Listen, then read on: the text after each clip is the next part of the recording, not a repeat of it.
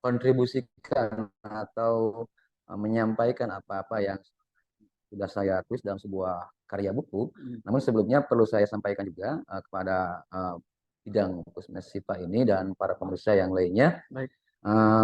Buku atau tema ini lahir dari sebuah tesis atau sebuah penelitian yang saya lakukan di UIN Bandung pada tahun 2011-2012 seperti itu. Itu yang perlu saya sampaikan pertama. Yang kedua, tesis ini lahir dari sebuah apa namanya pandangan terhadap sebuah fenomena di Indonesia tentunya ya, khususnya di dunia umumnya, dalam dunia muslim, lebih khusus lagi dalam bidang hukum atau dalam bidang syariat Islam itu sendiri seperti itu.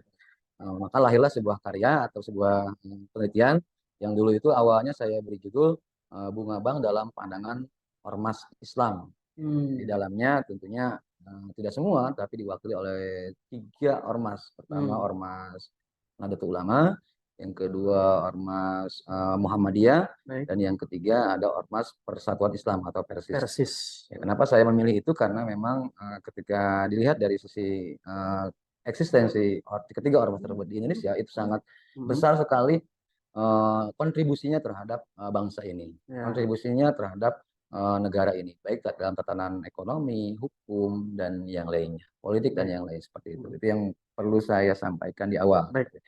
Yang kedua, dalam masalah tema yang kita tawarkan pada saat ini adalah, ini perlu saya sampaikan dulu ya, Pak boleh, Rendra, ya, kerangkanya boleh. kerangkanya gitu, supaya nanti kita alurnya lebih enak dan lebih ini. Nah, dari judul tersebut ya itu dilahirkan menjadi pertemuan kali ini adalah dengan tema polemik riba dan bunga bank dalam fatwa organisasi Islam di Indonesia, seperti itu. Nah, memang itu hampir sama antara idealitas dan realitas, ya. Dan hampir sama yang saya tawarkan pada waktu itu, Pak Rendra, di Bandung. Berarti cocok ya tema kita ya. Alhamdulillah, tema kita agak cocok seperti itu. Mungkin. Baik, terima kasih Ustadz Supriyatin. Masya Allah, itu tadi tentang gambaran bagaimana sejarahnya beliau menulis buku dan kita angkat menjadi judul podcast kita pada kesempatan siang hari ini, sahabat. Baik, nah ini tadi menyinggung tentang bunga dan ini berkaitan juga dengan judul kita, ya kan? Bagaimana bunga bank itu dalam pandangan ormas? Ini secara ormas, gitu. Silakan. Oke, yang pertama dari sisi ketiga ormas itu perlu saya sampaikan, memang dari penetapannya itu berbagai macam yang dilakukan oleh ketiga ormas tersebut ya. Baik. Yang pertama NU, yang kedua adalah Muhammadiyah, dan yang ketiga adalah Persis. NU ketika menyikapi bunga bank ini ternyata mengambil 3 sikap, ya 3 sikap para pemirsa atau Pak Rendra. Ya, yang pertama ini haram seperti itu terhadap bunga tersebut. Yang kedua, ya, dan yang ketiga, ada tiga pendapat ulama di sana. Dan pendapat ini tapi sudah disepakati dalam Munas ya, Mas NU sendiri. Tapi mereka mengkerucut ke satu hasil itu ya. Ya, mengkerucut pada NU sekian, ini sekian dan sekian. Jadi mereka mengkerucut dalam satu istihad itu ya. Dalam satu istihad itu. Ini kalau nggak salah pada tahun 1937 ketika muktamar, dan dikukuhkan kembali pada tahun 1972. Ya, pada muktamar pada waktu itu.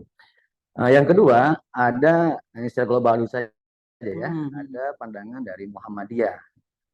Nah, Muhammadiyah dari sikap yang dipatwakan oleh Majelis Tarjih, sebab di Muhammadiyah ada yang disebut dengan Majelis Tarjih.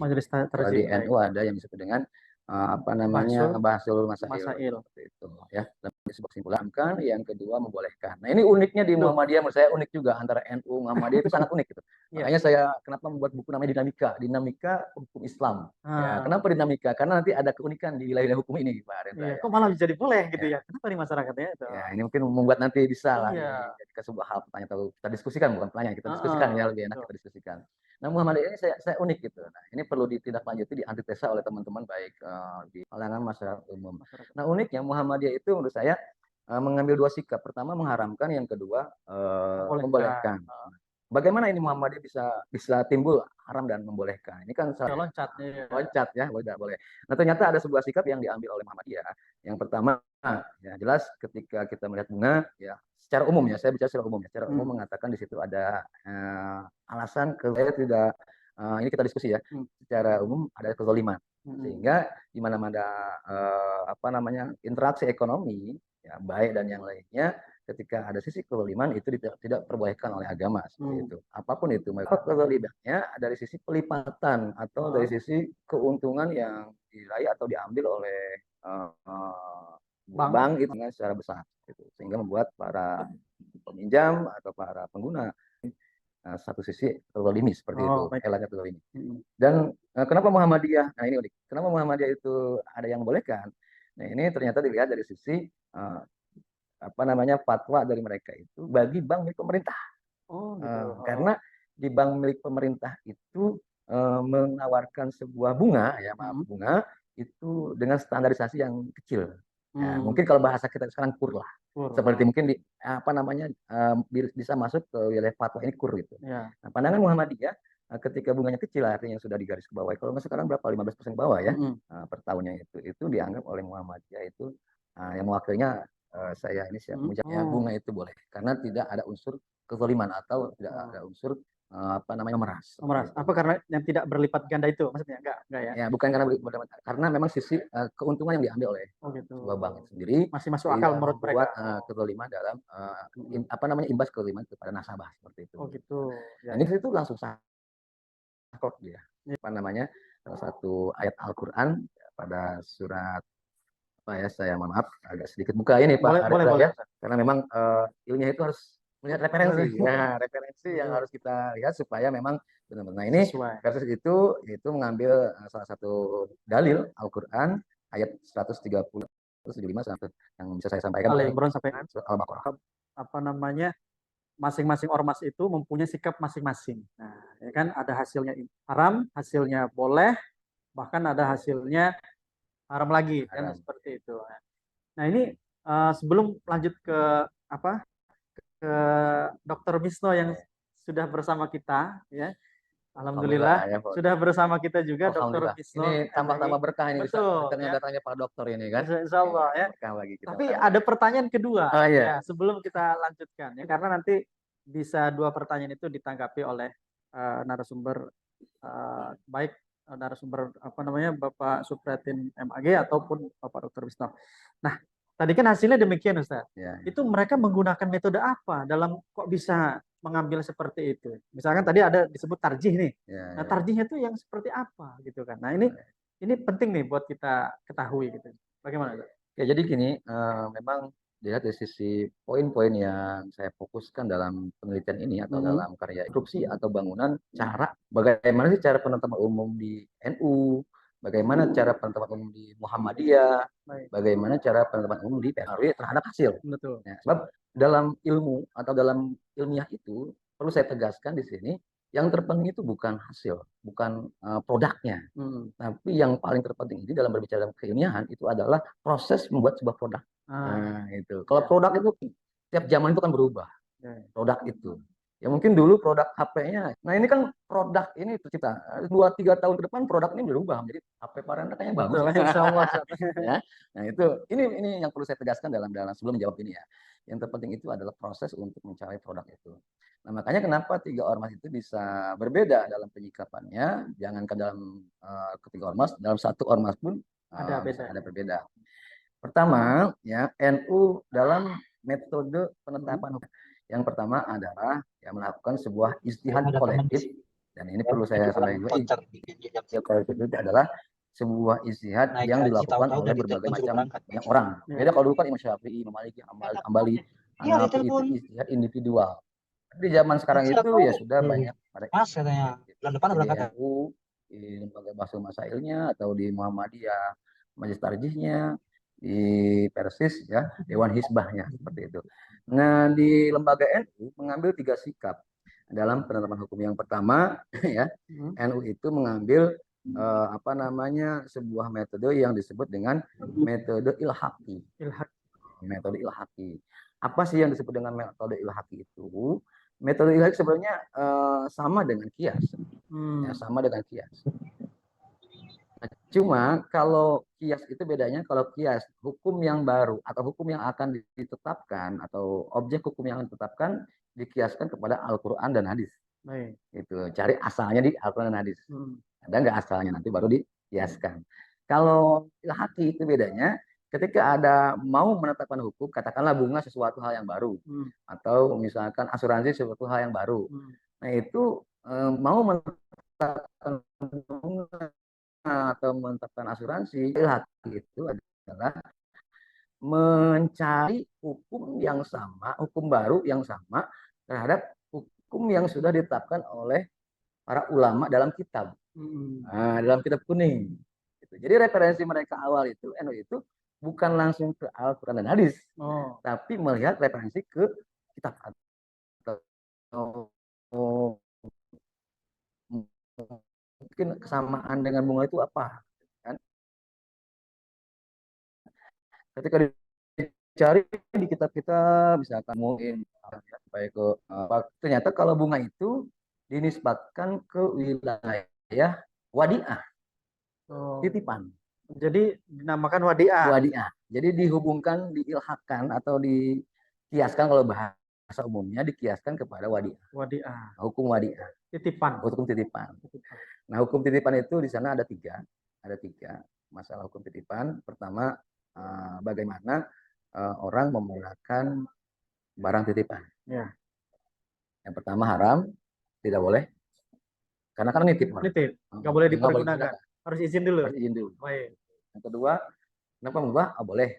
Karena sudah biasa dalam zaman sekarang. Siapa sih orang yang mau gadai, maaf gadai ya, gadai, siapa sih orang mau gadai itu nggak mengambil hasil. Misalkan gini, Pak Rendra punya mobil nih, Pak Supri, nah, saya mau gadai mobil saya lah, berapa duit, 50 juta misalkan. Ya udah saya gadai, pas saya di saya mobilnya pasti saya gunakan, nggak mungkin kalau nggak digunakan. Itu apa namanya, maaf bukan titipan, gadai ya. Gadai seperti itu. Yang ketiga, nah kenapa mengatakan subhat? Nah karena memang subhat di sini hukum subhat kan antara boleh dan tidak. Samar. Seperti itu. Karena sekali lagi, kenapa menghasilkan tiga hukum, haram, makruh dan boleh, itu dinisbatkan, dihubungkan, diilhakkan pada hukum penggadaian. Penggadaian, bukan titipan tadi ya. Baik. Termasuk yang tadi Muhammadiyah juga. Nah, kalau Muhammadiyah beda. Kalau Muhammadiyah itu jadi gini, kalau Muhammadiyah itu mereka itu, kalau tadi NU ya ada tiga. Pertama ilhak, mengilhakkan sesuatu hukum yang akan ditetapkan kepada kitab-kitab yang ada, dihubungkan. Yang kedua nanti ada metode kias juga sama. Kalau tidak ditemukan dalam kitab, semua kitab sudah dicari atau sudah berusaha, kan muhtamar kan banyak ulama. Kalau nggak ada, nanti mereka itu melakukan sebuah metode namanya kias. Sama kias seperti umum, mengkiaskan hukum terhadap yang sudah ada dalam Al-Quran dan hadis. Betul. Kalau di kiasan nggak ada juga, nanti dalam istidlal namanya, tahapan ketiga, langsung mengambil dari Al-Quran dan hadis kalau ditemukan kias itu. Nah ini tiga metode yang digunakan oleh siapa? Muhammadiyah. Nahdlatul Ulama. Nah kalau Muhammadiyah itu kan awalnya pada dasarnya Muhammadiyah itu adalah menggunakan Al-Quran dan hadis. Secara langsung ya? Ya, secara langsung, tidak langsung menggunakan Al-Quran dan hadis. Seperti itu. Nah, ketika ada sebuah hukum yang ingin dijawab, mereka cari ayat Al-Qurannya, ada nggak dalam ayat Al-Quran, cari ayat hadisnya. Hadisnya ada nggak dalam hadis. Seperti itu Muhammadiyah. Nah, nanti kalau misalkan tidak ada, nanti Muhammadiyah mengambil alternatif kedua, mengkiaskan. Namanya objek seperti bunga bank ke yang ada di ini. Mungkin kalau di ada riba ya. Yang kalau ada riba nanti seperti itu malahnya. Nah, yang ketiga kalau memang tidak bisa, baru mereka mengambil dengan metode istislahi. Iya, istislah. Artinya dalam sebuah objek atau sebuah perilaku atau sebuah perbuatan itu kan ada kemaslahatan, dari kemaslahatan. Nah, ini maslahat atau tidak baru. Situlah. Nah, makanya Muhammadiyah mengambil dua hukum tadi. Ya. Ada yang haram, Ada yang boleh. Ada yang boleh. Oh. Secara keharaman dilihat dari sisi kezoliman itu. Kezolimannya dari Quran. Dari Quran itu, ayat Quran itu. Kalau dari sisi kebolehan itu lihat dari sisi istilah-istilahinya. Dari kemanfaatan itu sendiri. Dan tidak ada titik kezoliman. Seperti yang mereka tegaskan adalah bunga yang dikeluarkan oleh pemerintah karena memang alur bunganya sedikit kecil. Iya. Seperti itu. Sehingga tidak menjadi kebolehan. Kalau Persis hampir sama atau? Kalau Persis itu langsung. Beliau itu langsung ke ayat Al-Quran. Bahwa itu sama dengan riba. Oh gitu. Ya, langsung ya. Itu Persis itu tegas. Ya, Persis langsung. Bahwa itu haram. Baik, alhamdulillah. Terima kasih Ustadz untuk mengelaborasi nih pendapat tadi nih supaya dari pandangan yang lain gitu ya. Dr. Wisnu, apa kabar? Apakah sudah tersambung di Alhamdulillah, sudah Pak Kang Rendra nih. Ya, terima kasih. Alhamdulillah apa kabar, sehat. dokter? Supriyati sehat ya? Masya Allah, luar biasa. Alhamdulillah. Kita jumpa di alam maya nih. Ya. Ada Pak Ade Nanang juga ini. Tadi ada juga. Ada ya. Mana Kang Rendra? Baik. Baik, Ustadz tadi menyimak dari awal ya, tadi perbincangan kita ini kami tadi. Jadi menurut Ustadz Supriyatin ini MAG punya berbeda-beda hasil produk ya, dari berbagai macam cara metode pengambilan pengambilan produk hukum, nah seperti itu. Nah ini menarik ini menarik. Nah, ini kan dari sisi ketika NU itu menetapkan bahwa bunga itu seperti gadai sehingga tidak boleh dipergunakan, hasilnya haram. Kemudian Muhammadiyah menetapkan ini haram ya karena berkaitan dengan istidlal tadi, dan boleh karena ada manfaatnya, dan Persis kemudian haram secara mutlak karena itu adalah riba. Nah ini sebenarnya di ekonomi syariah ini sudah ada kan pembahasan ini sudah lama ya, seperti itu. Nah mungkin boleh ditambahkan Ustaz supaya ini lebih lebih baik lagi, lebih elaboratif lagi gitu. Bagaimana Ustaz? Silakan. Ya, baik, terima kasih Kang Rendra ya, Ustaz Rendra luar biasa, yang terhormat juga Pak Ustadz Supriyatin ini seguru seilmu ya, karena memang di bidang hukum keluarga ya di syariah. Baik, terima kasih, alhamdulillah, salatu wassalamu ala rasulillah, amabad. Topik hari ini sangat menarik sekali memang ya. Ini kayaknya masih baru cangkangnya nih yang kelihatannya ini ya, nggak sih, udah mulai ada ke dalamnya lah, udah ke sabutnya kalau ibaratnya kelapa. Menarik ini Kang Rendra. Jadi pertama itu kita bicara tentang fatwa ya. Nah, berarti kita harus pahami tentang hakikat dari fatwa dalam konteks hukum Islam gitu ya. Bahwa fatwa itu kan sebenarnya kalau secara secara general itu adalah hukumnya itu mengikat bagi yang bertanya. Ya, terutama tadi mufti kan. Jadi mufti itu akan ditanya oleh seseorang, kemudian keluarlah fatwa dari mufti tersebut. Nah, dalam konteks kontemporer sekarang ini mufti ini tidak hanya satu orang, tetapi tadi boleh disebut dengan ya mujtahid yang sifatnya itu kolektif ya, sehingga misalnya di tetangga kita di Singapura sendiri ada mufti di sana yang memang menjawab berbagai persoalan. Nah, karena sifat dari fatwa yang sifatnya itu tidak mengikat secara umum, dia hanya mengikat bagi yang bertanya ya. Nah, ini menjadi hal yang memang menarik kalau dalam kajian Islamic law. Itu yang pertama ya. Kemudian yang kedua, tapi ternyata juga tadi kalau Pak Supri menyebutkan dinamika, betul ya. Ada dinamika tadi pemahaman terhadap fatwa. Saya ingin membawa ke makna fatwa dulu ya, biar Bapak sekalian, teman-teman semuanya, pemirsa sekalian paham apa itu fatwa ya. Tadi dari mulai pertama bahwa di perkembangan awal fatwa itu mengikat hanya bagi yang bertanya. Ya, jadi ketika seorang mufti mengatakan ini halal, penanya itu harus ikut. Ya. Nah, itu yang bertanya. Dia tidak mengikat kepada orang yang lain. Nah, ini menarik. Tapi kemudian muncul dinamika di mana kemudian fatwa ini bukan lagi dikeluarkan oleh seorang mufti yang hanya satu orang, tetapi menjadi sebuah lembaga keagamaan. masyarakat ormas. Nah, karena kemudian tadi sifatnya ormas atau lembaga, maka kemudian dia akan mengikat kepada pengikutnya, ya, pada pengikutnya dari seluruh ormas yang ada. Ini menjadi sifat yang kedua dinamika dari fatwa. Ya, dinamika kedua adalah bahwa fatwa itu mengikat kepada anggota dari lembaga keagamaan yang diikuti. Tapi kemudian ya yang berikutnya adalah dalam konteks Kesatuan Republik Indonesia, ya terutama dalam bidang muamalah ekonomi syariah, karena muncul yang disebut dengan DSN, Dewan Syariah Nasional. Ya, dan tugasnya atau salah satu lah ya dari tugas itu mengeluarkan fatwa yang terkait dengan ekonomi keuangan kontemporer. Nah, bedanya fatwa dari DSN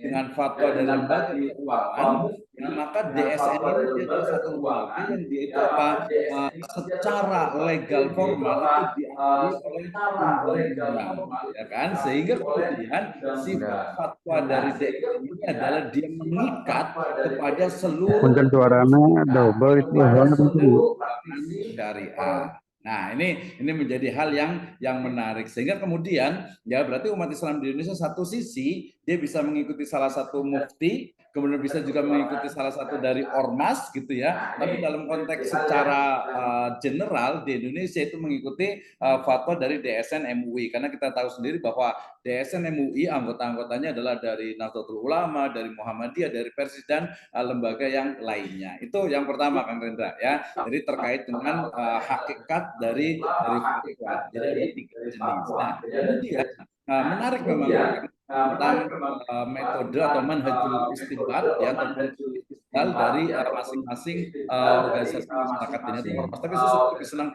undang istilah lembaga keagamaan ya. Kalau namanya ormas kayaknya kok nggak enak kayak ormas ya. Lembaga keagamaan gitu ya. Lembaga keagamaan ini menjadi menarik lagi dalam kajian hukum Islam gitu ya. Jadi kita mengenal tadi ada Bahsul Masail, ada Al-Hizbahnya Persis, itu kita akan menemukan dan sebenarnya sebuah dinamika yang memperkaya. Karena ujungnya itu juga akan sama, ya. Itu ujungnya itu akan menemukan ketika memang semuanya itu ya lillahi ta'ala, artinya ikhlas memang mencari sebuah kebenaran, itu akan bertemu pada tali simpul yang sama. Nah, kalau terkait tadi dengan beberapa perbedaan ini juga mestinya pemirsa sekalian bisa, Ibu Rahmat harus bisa memahami ya, terutama kapan konteks dari fatwa itu dikeluarkan, kemudian nanti apakah mereka akan membuat fatwa baru, ada pembaharuan ya. Sekarang misalnya ini paham sekali bahwa agama itu mengatakan ngabang itu sebelum tahun 80 atau mungkin 90 ke bawah gitu ya, oleh Bang Muamalah itu ya boleh. Ya bolehnya itu kenapa? Karena ada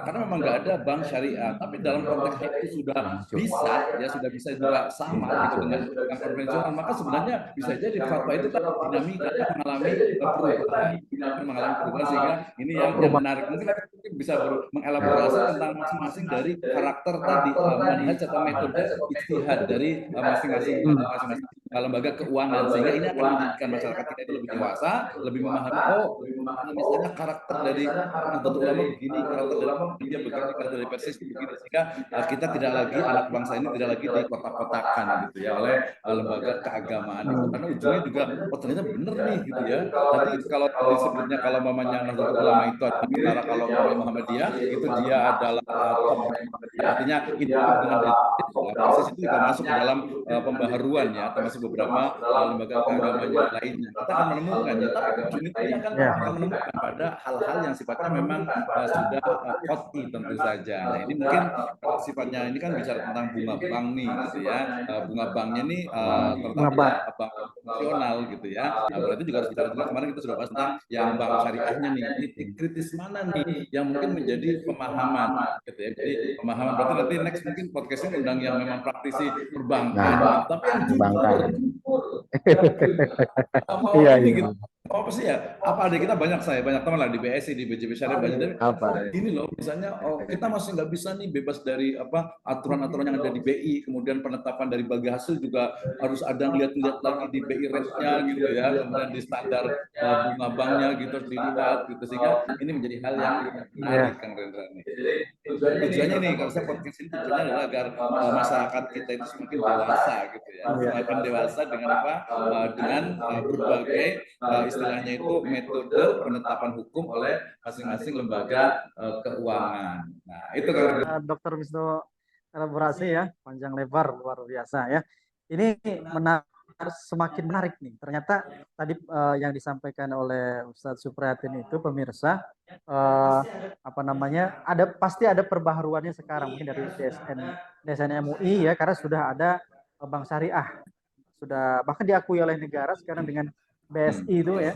Nah ini kita apa namanya keep bahwa itu benar yang terjadi di masyarakat sekarang itu bunga itu sudah mulai ditinggalkan, bahkan sudah ada apa namanya bank syariah itu sendiri. Nah tapi yang menarik itu sebenarnya adalah metode tadi, sebenarnya metode itu ya, ketika karakter dari apa namanya lembaga keagamaan ya Sat, ya bukan ormas tadi. Lembaga keagamaan itu punya cara tersendiri. Nah ini juga sangat menarik sehingga hasilnya masing-masing berbeda. Nah, seperti itu. Baik. Nah, sebelum masuk ke pertanyaan yang selanjutnya atau ditanggapi oleh Ustadz Supriyatin dari apa jawaban tadi, kita lihat dulu di kolom chat mungkin Ustadz, apakah chat YouTube apakah ada pertanyaan?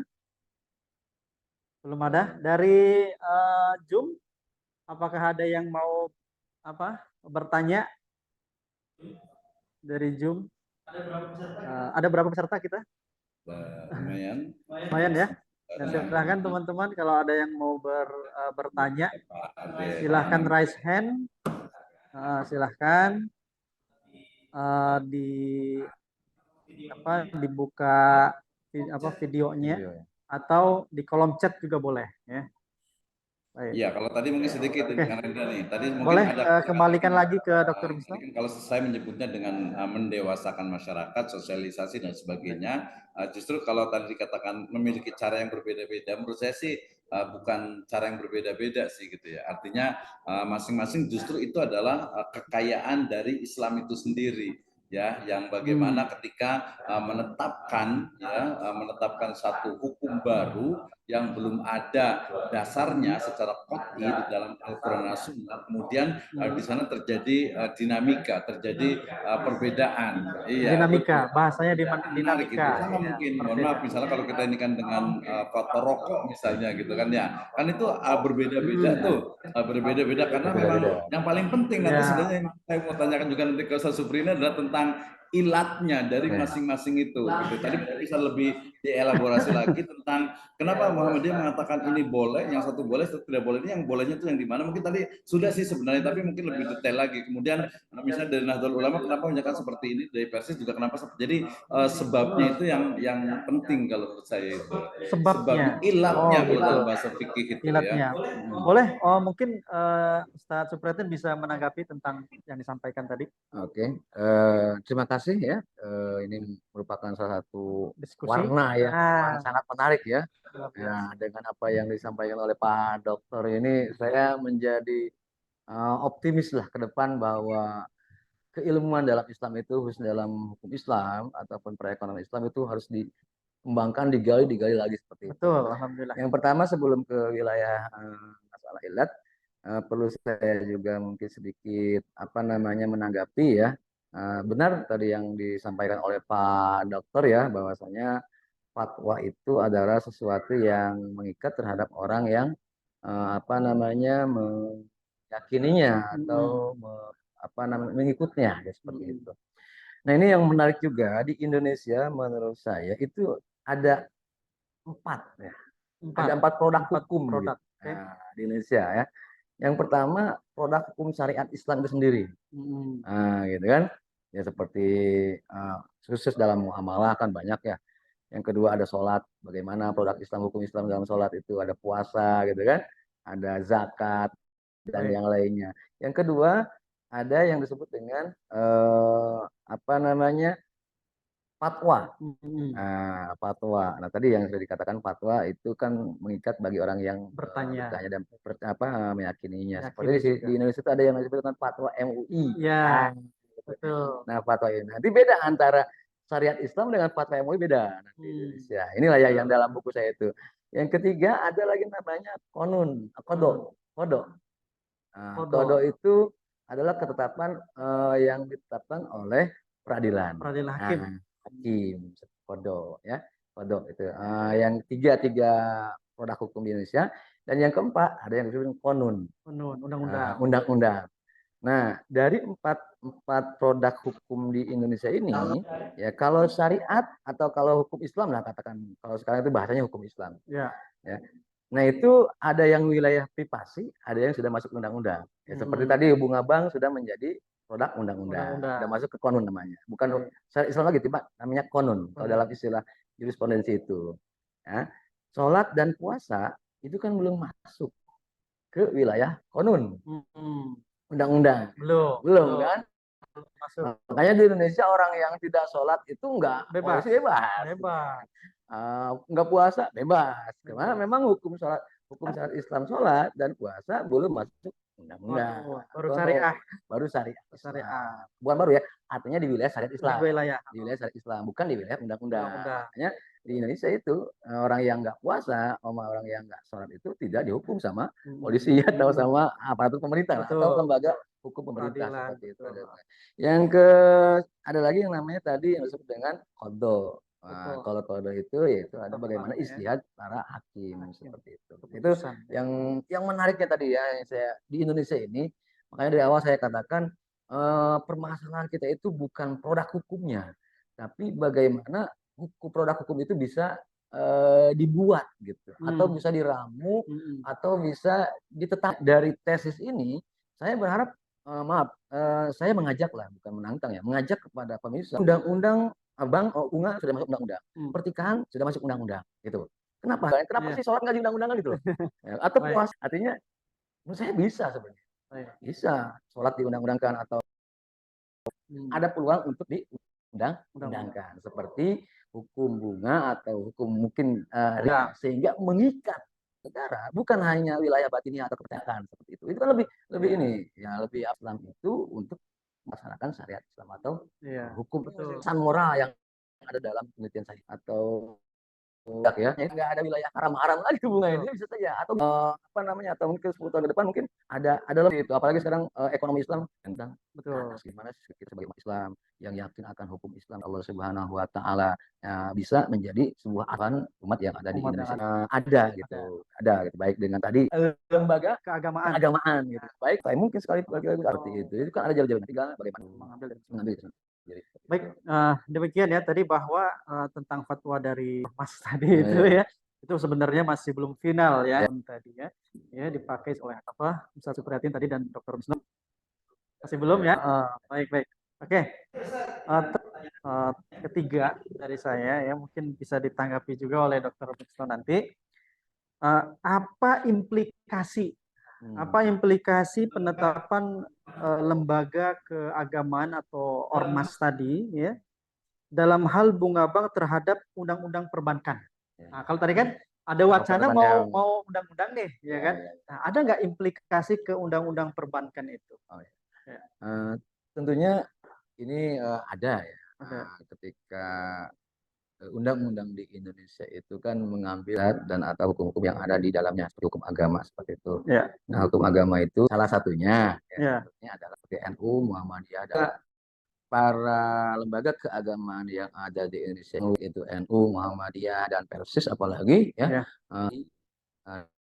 negara itu untuk mengakomodir bunga ini disikapi di Indonesia. Tahu itu tahun 1937 itu keluar fatwa seperti itu dari NU, dan tahun 1000 puncaknya pada tahun sekitar tahun 90-an yang tadi yang dikatakan oleh Pak Dr. Misno itu ya, ke belakang sudah masih belum. Nah, tahun 1909. Nah, setelah saya teliti, maaf ini karena terus terang saya bukan di sini ya.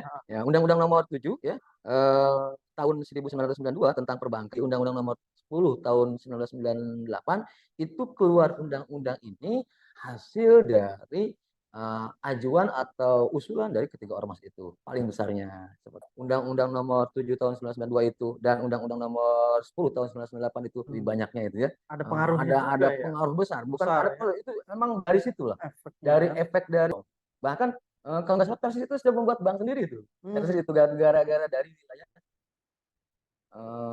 apa namanya sendiri Iya. itu Karena mereka sudah karena sudah pakem, pakem ya nggak mau. Artinya kan itu dorongan secara kondisi masyarakat mungkin nanti disponsori oleh ya. Nah, kita bareng-bareng ini 19 di wilayaya perbankan masalah undang-undang pertikahan itu termasuk undang-undang. Nah, ya PR kita ada itu hubungannya Pak aplikasi sangat besar sekali. sangat betulnya adalah dorongan dari Ormas. Baik. 92 ya. 92. 92 ya. Oke, ini ada pertanyaan dari YouTube Ustaz. Oh iya. Dari YouTube ya bahwa ada saudara Furkon. Ya, Masya Allah saudara Furkon. Dari perbedaan 3 organisasi tadi, mana yang harus kita pegang atau ikut? Izin bertanya Ya, masalah mana yang mau kita ikuti kembali kepada tadi kan fatwa ya. Fatwa itu yang dikatakan itu orang yang mau menjalankan fatwa NU ya silakan, fatwa Muhammadiyah silakan, apa namanya fatwa Persis silakan, di namanya yang disebut dengan pengambilan sikap sebagai otak mereka. Betul. Saya sendiri kan tidak bisa harus pakai A, pakai B, bisa saya sampaikan. Boleh. Imam Al-Ghazali itu dalam wilayah ekonomi, kata Imam Al-Ghazali, atau dalam wilayah fikih, beliau mengatakan teorinya teori musawwibah itu gini, teori musawwibah itu adalah teori yang saling membenarkan. Saling membenarkan. Baik. Yang cuma yang dipermasalahan itu nanti, misalkan ada dua pendapat ulama, misalkan. Yang ulama A mengatakan C, yang ulama B mengatakan D, katakan yang ulama A mengatakan ini kata Al-Ghazali dalam wilayah fikih ya Ustaz, bukan syariat. Nanti beda lagi antara syariat dengan fikih. Kalau di buku saya sangat lengkap sekali, ini ada buku namanya Pak Rendra, bisa silakan ditunjukkan di buku itu fikih memakai ayat-ayat dan hadis qot'i.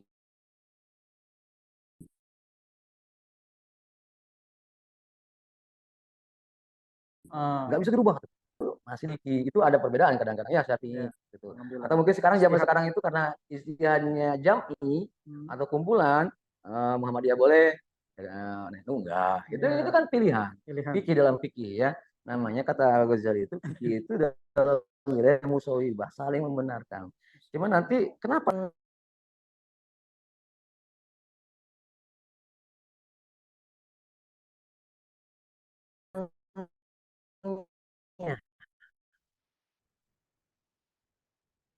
mengeluarkan fatwa itu gitu. Kita lihat kan sudah masuk jam jam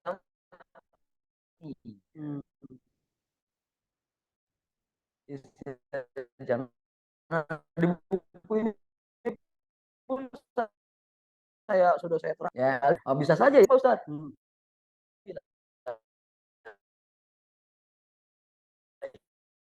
Ya apa? Oke. Kayak tadi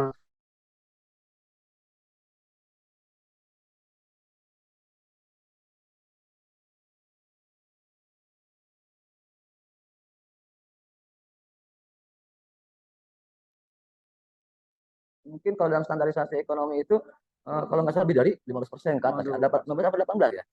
Artinya standar negara itu yang sampai 30%, 40%. Nah itu kata Muhammadiyah haram. Seperti itu Pak. Yang kalau kenapa halal? Ya karena tadi kalau bumi bawah itu masih halal karena tidak ada unsur atau penyekikan lah kalau bahasa itu tahu. Udah untuk penindasan lah seperti itu. Nah, kenapa itu bisa menurut saya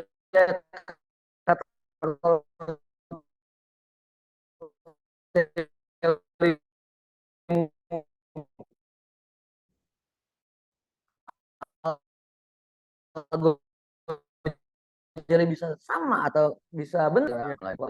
Terakhir ini tadi pendapat tadi jawaban kepada Bapak Furkon apa tadi jawaban tentang sebelumnya tadi tentang apa tadi tentang apa tadi Ustaz? Implikasi. Nah, implikasi tadi. Nah, itu tolong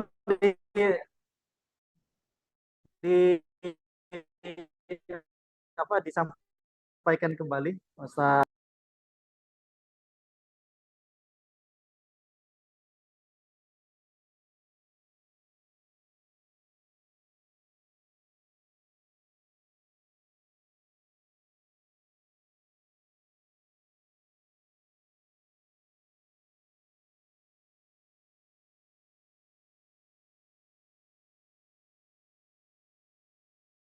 ke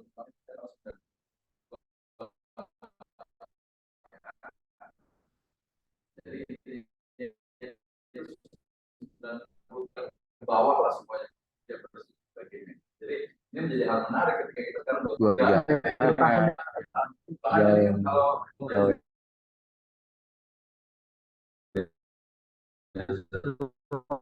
puluhan tahun. Azman dan mungkin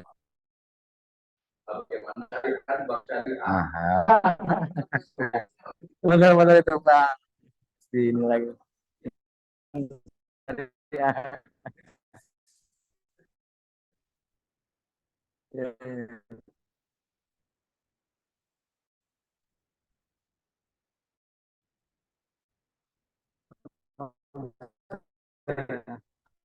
Aplikasi jadi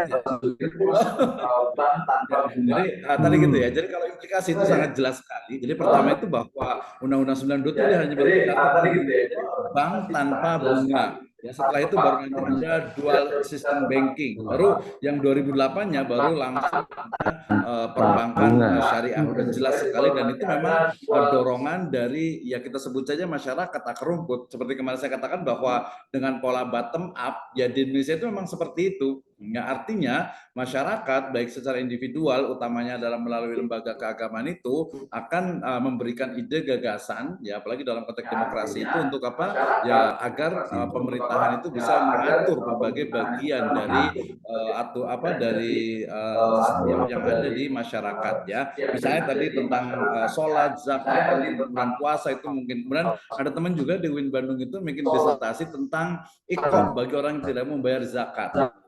Karena apa? Ini kritik juga nih. Undang-undang, ingat itu bukan undang-undang zakat, tetapi undang-undang pengelolaan zakat. Sehingga karena yang namanya undang-undang itu selalunya mestinya adalah ada punishment. Tetapi dalam undang-undang pengelolaan zakat itu tidak ada punishment. Jadi ibaratnya itu malah mungkin agak-agak mandul gitu. Ya, undang-undang kok nggak ada ikopnya gitu.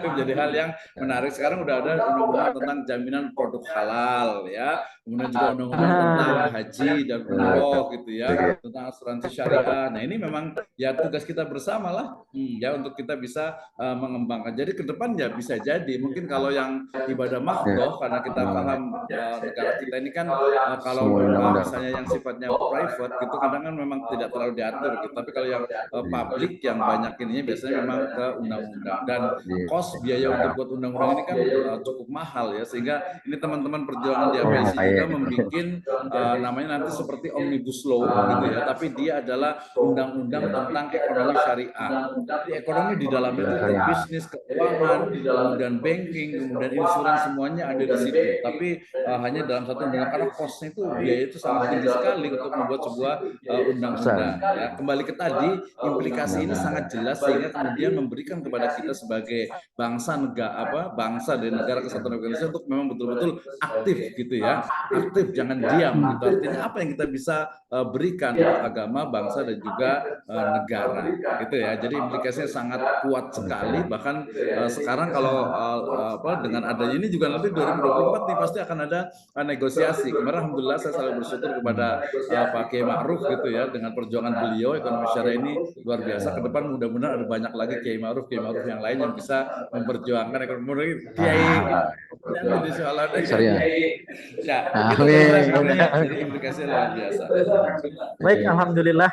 Terima kasih Pak Dr. Wisno MI dan juga narasumber kita buat Pusmes yang di rumah.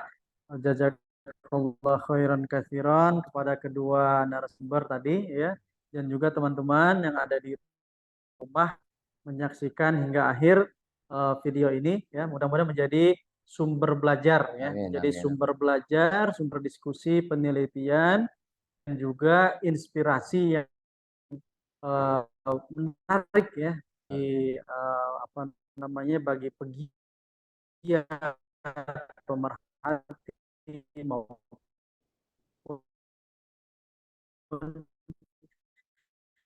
peneliti ekonomi syariah. tetap bersama Pusmesa dan jangan kemana ya. Yang mana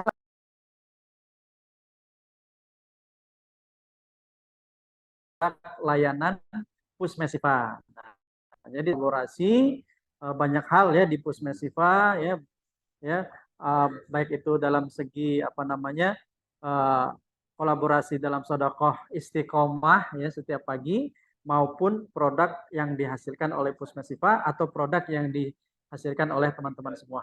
Baik, sobat Pusmesifa dimanapun berada, terima kasih